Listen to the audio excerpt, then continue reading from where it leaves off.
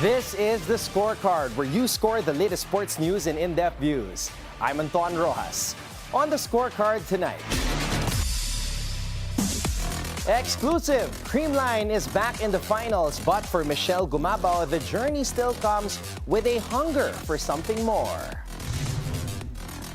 Another exclusive, a new leader may be emerging in rain or shine as Paul Lee backs Adrian Nocum's rise as the team's next main man.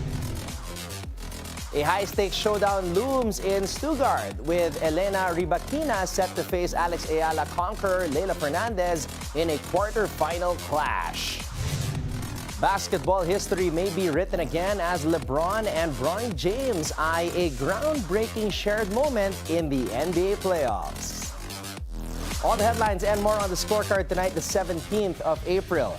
Now, here's our roundup brought to you by the Philippine Sports Commission, the Philippine Olympic Committee, and the NST-IAC. Another finals appearance for Creamline, but for Michele Gumabao, the mission remains as unfinished business. The Cool Smashers return to the big stage, and the focus shifts from celebration to preparation. Here's the exclusive report from our sports correspondent, Zeus Valdez. Another finals run, but for Michele Gumabao, it never feels the same. The Creamline Cool Smashers are back on the big stage, clinching their 15th finals appearance in the PBL after taking down Farm Fresh Foxies in the semifinals. For Gumabao, the moment is rooted in gratitude but also a sense of unfinished business. We're very thankful sa lahat ng fans. Lagi sila nandyan para sa amin. Despite the team's dynasty, she emphasized that every finals run comes with a different story. Kakaiba rin sa feeling. Every season may panibagong stories. The Cool Smashers are looking to bounce back after a dominant 2024 Grand Slam was followed by a titleless 2025 where they lost the All-Filipino crown to Petrogas. The 10-time champions now face a retooled and informed Cignal in this year's finals. Sana talaga matutunan namin kung anong galaw yung gagalaw namin, ma-practice namin mabuti.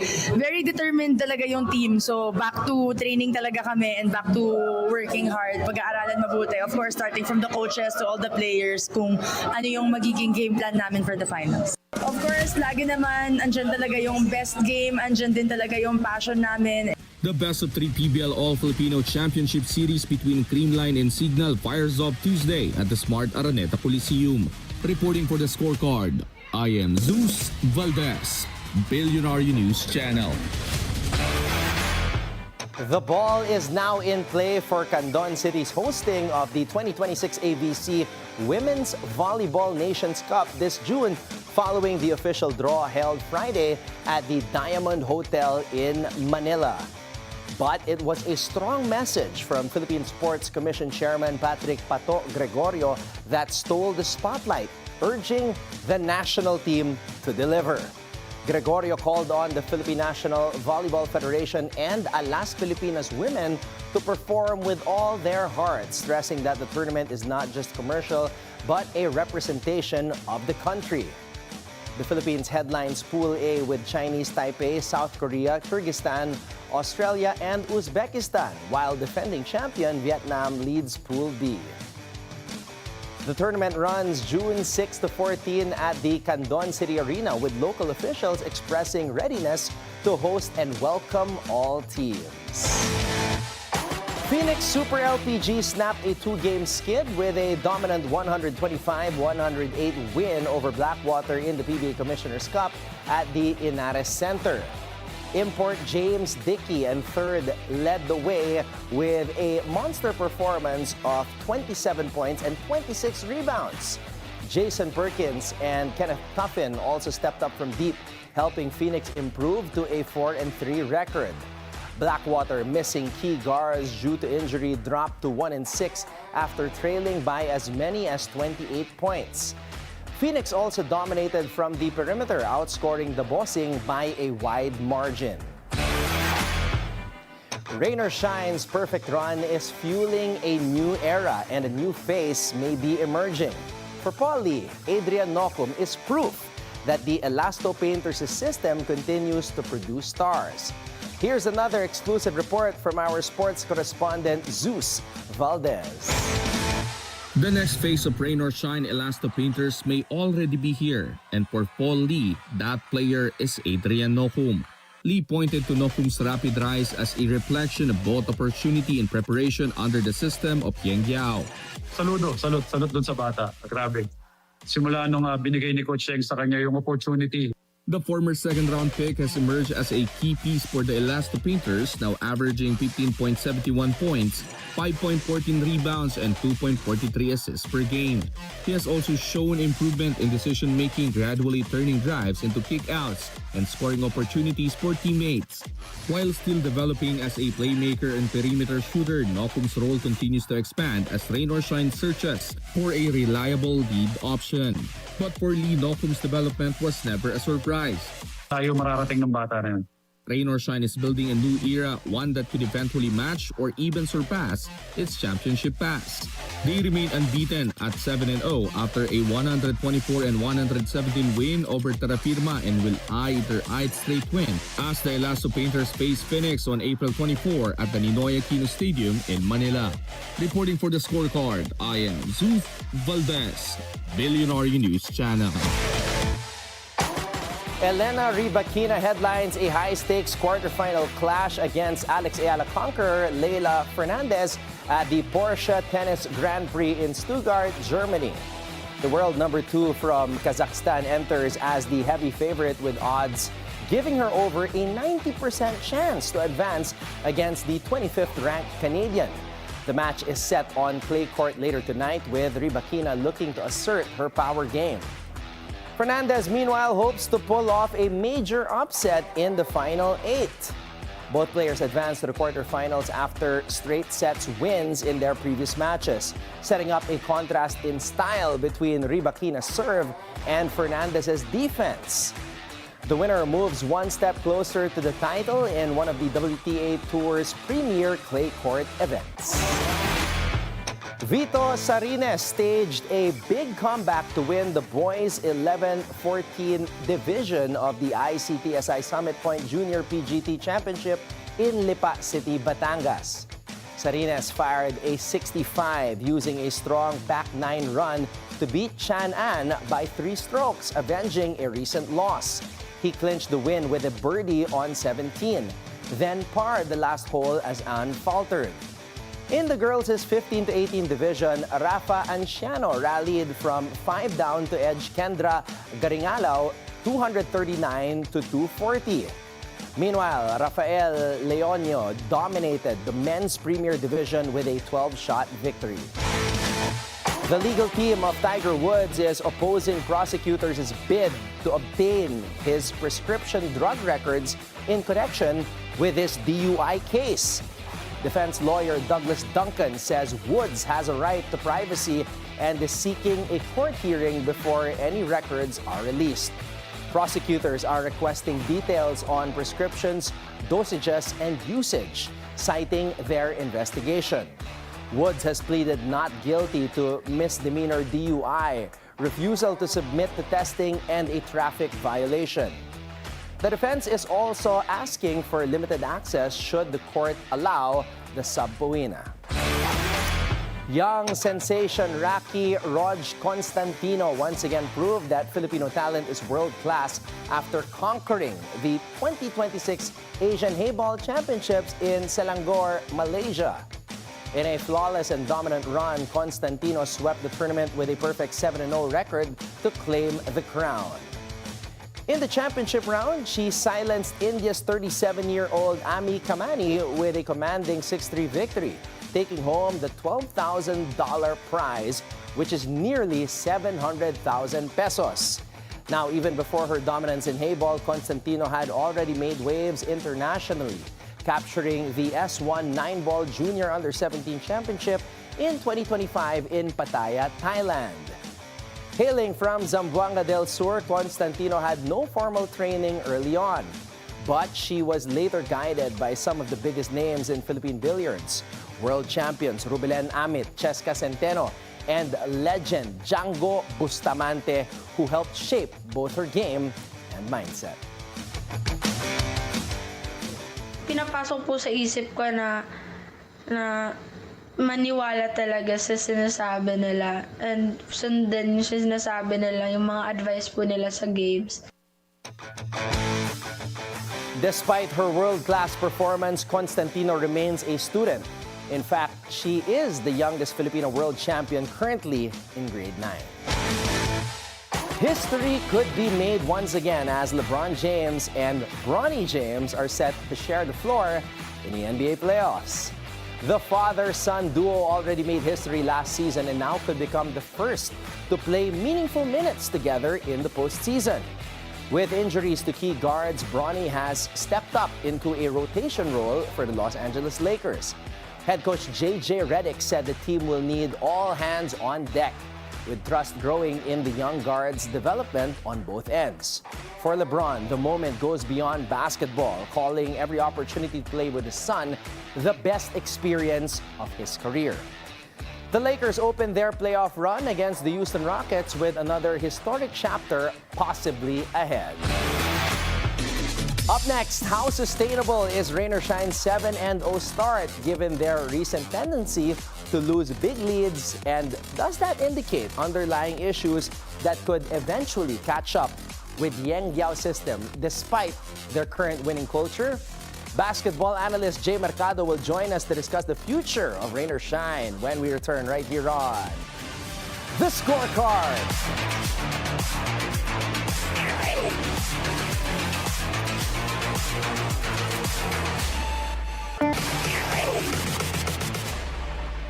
Welcome back to The Scorecard.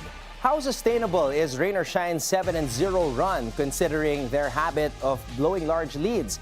And thus this expose deeper concerns that could eventually challenge Yang Giao system despite their strong winning culture? Joining us is basketball analyst Jay Mercado. Jay, good evening and thank you so much for joining us once again on the show. Thanks for having me, Anton. Good evening. Jay, 7-0. What has been the secret to the success of Rain or Shine in this conference so far? Are they for real? Well, Rain or Shine has always been a good team naman, especially in the elimination round. The only thing that's surprising about this 7-0 card is that they actually beat two titans, no? San Miguel and Tok and Tets. No? Otherwise, I would have expected them to be 5-2 right now. We all know that they are a very good team. They're a top 4 team in the PBA, at least in the past 5 conferences. No? And one thing that makes them different, though, and it has always been a trademark of Coach Yang Giao, is their ability to be able to pull off a lot of wins in the elimination round that carries them into the playoffs. Now, ano yun? What are their advantages? Number one, their unpredictability. Coach Yang doesn't have a permanent starting unit. Okay, so he has a different starting unit every game, making it very difficult for other teams to scout Rain or Shine, especially in a one-game affair. So bakit parang I've talked with some coaches already, and some of the coaches have already said, why would I scout them pa if I don't even know who's going to play and who's going to score and who's going to produce points? So Gian Mumuyak mentioned in his interview a couple of games ago na ang magandang araw sa sistema na Rain or Shine is that they have different MVP winner, best player of the game winners every night. So that's one. Number two, Jalen Johnson. He not only is a perfect fit, pero maganda rin yung chemistry niya with his teammates. He's genuinely liked by his teammates, and I think that rubs off well as far as the chemistry of the team. Let's not forget also that Jalen Johnson played in at least 1 month before the start of the tournament. So, no March 14, nung first game ng Rain or Shine against Macau Black Bears, no, he was already here on February 14, practicing with the team. So that's impressive, no? And I think those are the key things na nag-jumpstart kaagad ang Rain or Shine to be able to become a winning team at least at this point in time. Jay, Paul Lee was interviewed recently, exclusive for the Scorecard, and Paul Lee was the finals MVP during the second championship of Rain or Shine back in 2016. That was almost 10 years ago. And he said, when it comes to developing young talent, second to none si Yang Giao. What is your take on the comments of Paul Lee? Absolutely agree with him, no, pagdating sa ganyan. Coach Yang is the only coach right now in the PBA who's actually willing to put in all his 16 players in one game. No, very common yan. And he gives playing time for everybody. In the Terra Firma game the last time around, last Wednesday, we saw that, no? Yung mga rookies niya ang nagtapos ng game along with Villegas and Johnson. So, bakit nila ginawa, and Mamuyak rather, no? Bakit niya ginawa yun? Bakit? Kasi to be able to develop the confidence of his rookies pagdating sa future games. We've known a lot of players who have gone through the Yang Giao system, from Junsi Valenzuela, from Lordi Tugade, from even do sa Swift Days, Choi Estrada, etc., etc. Lahat yan dumaan kay Coach Yang. Those are basically role players who have become very important and integral elements in Coach Yang's teams. Kaya normal yan. In Paul Lee's case, if you notice, no, he's probably the last player in Rain or Shine who you can consider as a go-to player. Walang ibang go-to player ang Rain or Shine. Never nakilala ang Rain or Shine or at least a Yang Giao team that had a go-to player. Prior to Paul Lee, the last go-to player that he had, Vergel Meneses of Swift. What about James Yap? Well, James Yap already was basically in his 40s already when he joined Rain or Shine. No? So I don't know if hindi na masyado siya nagagamit ni Coach Yang yung time na yun. But when he was with Pure Foods, obviously, under Coach Tim Cone, he was the spearhead of that BMEG Championship, Grand Slam Championship in 2013. Now, isa pa sa mga sinabi ni Paul Lee was that Adrian Nocum, his improvement has been tremendous, and kung bibigyan ng bola ang isang player sa Rain or Shine, Nocum is one of the top options for that. This is a guy who was drafted 24th overall in the 2023 PBA Rookie Draft. Ano masasabi mo dito sa development ng batang to? He's only 26 years old, about to enter his prime. We know that Coach Yang had his eyes on Nocum already way back in the rookie draft. And he was surprised that at 24, wala pang kumukuha sa kanya. Alam na niya na Nocum would play an integral role in his team.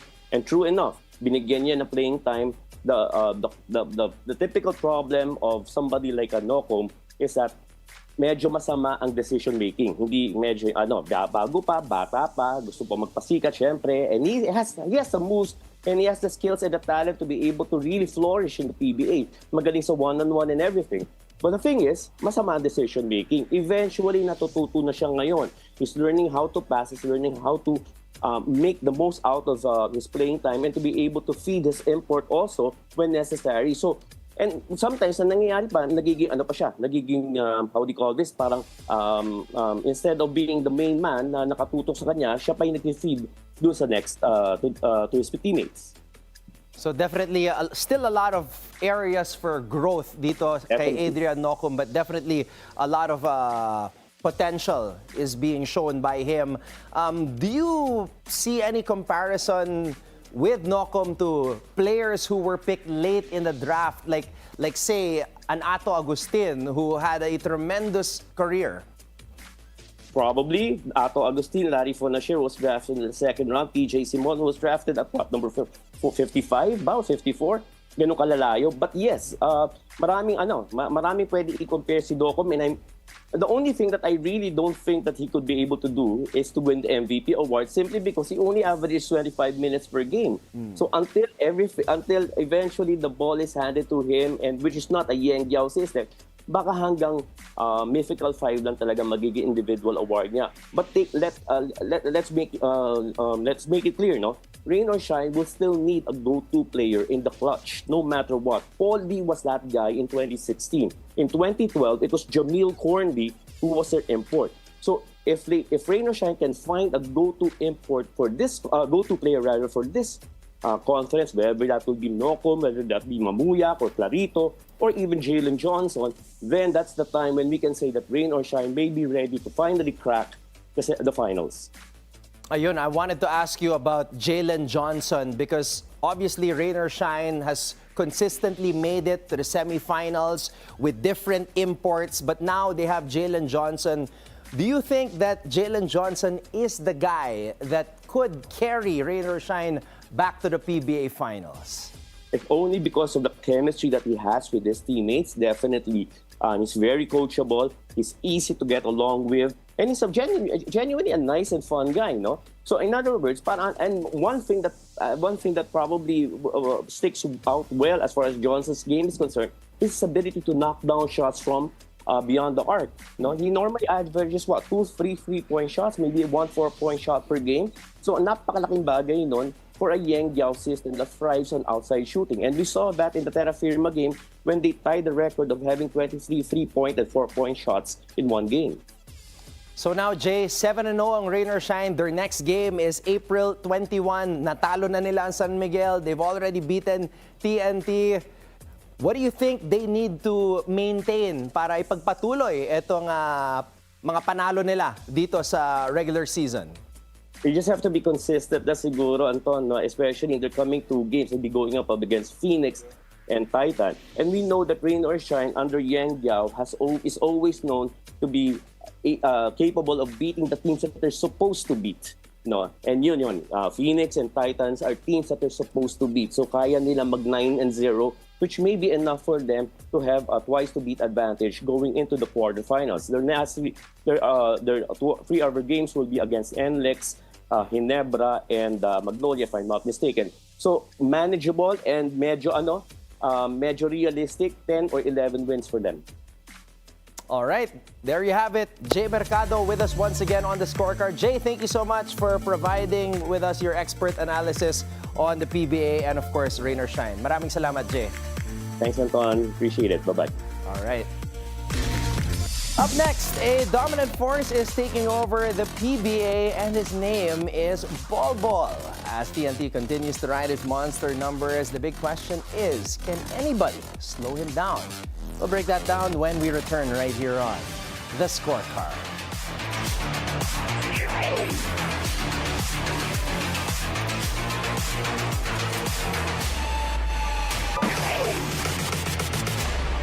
Welcome back to The Scorecard. It's time to keep your eyes on the prize. And all eyes will be locked on one name.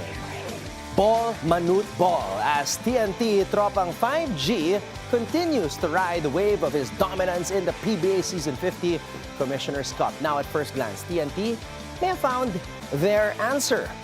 Ball has been nothing short of unstoppable. A league-leading 37.17 points per game, including a massive 48-point explosion in a hard-fought win over Blackwater. Now, it's not just the scoring. The 7'2" winger is also anchoring the defense, averaging 3.8 blocks per game, including a 7-block night that turned the tide for TNT. Now, for head coach Chot Reyes, though, the job is far from finished. Reyes calls Ball a work in progress, emphasizing that while the talent is undeniable, consistency, especially on defense, remains the target. And here's the real problem for opponents. But Reyes is also watching closely on how the rest of the roster will adjust. Now, with defenses collapsing on Ball, players like Calvin Oftana and Jason Castro must deliver even with fewer touches. Now, the message is clear. Make the open shots count, but don't count out Titan Ultra just yet. The Giant Risers come into this matchup at 2-4, but they may hold the key to slowing down TNT's biggest weapon. What is the plan, though? Throw length, speed, and numbers at Ball. Expect defenders like maybe Michael Gilmore and Joshua Monzon to take on the challenge, using their size and physicality to disrupt his rhythm and force tough looks. Now, for Titan Ultra, this game isn't just about stopping Ball. It's about breaking TNT's flow. If they can force the ball out of his hands and pressure TNT's local core into misses, the door opens for an upset. But that window is small, because if Ball continues his tear and TNT supporting cast finds its range, this could turn into another long night for the Giant Risers. Is TNT's new formula for real, or can Titan Ultra crack the code? Here's the matchup schedule for tomorrow's game.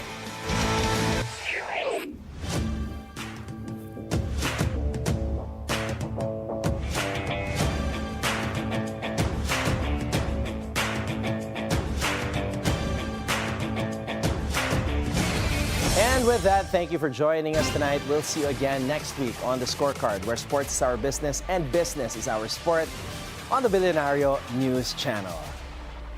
This is Anton Roxas. Have a blessed evening, everybody, and happy weekend.